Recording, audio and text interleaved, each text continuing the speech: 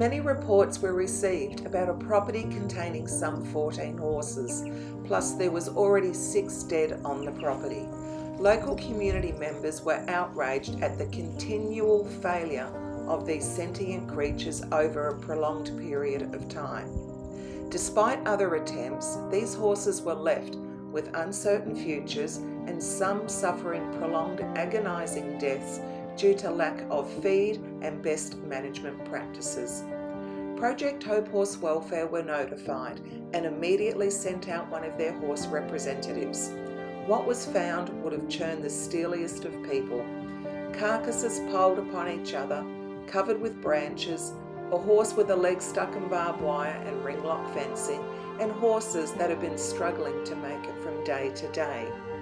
The poorest of the poor was a mini who was not far from being another carcass and thrown into the same pit of death. If he was not removed immediately, his fate would be dire. The Project Hope representative made contact with the owner and offered help. A string of reasons as to why was given that the conditions of these horses were left as they were, none of which are acceptable, let alone sensible. We ended up having the mini surrendered and picked him up the next day. His name is Ollie, an 18-year-old black-brown gelding and approximately 8 hands. Covered in lice, riddled with worms, the most chronic case of rain scald that had almost had his spine coming through his skin, and his back legs were failing him due to complete muscle wastage. He was emaciated from long-term neglect. It was also noted that his respiration was 3.5 times normal, which suggests lung or heart issues.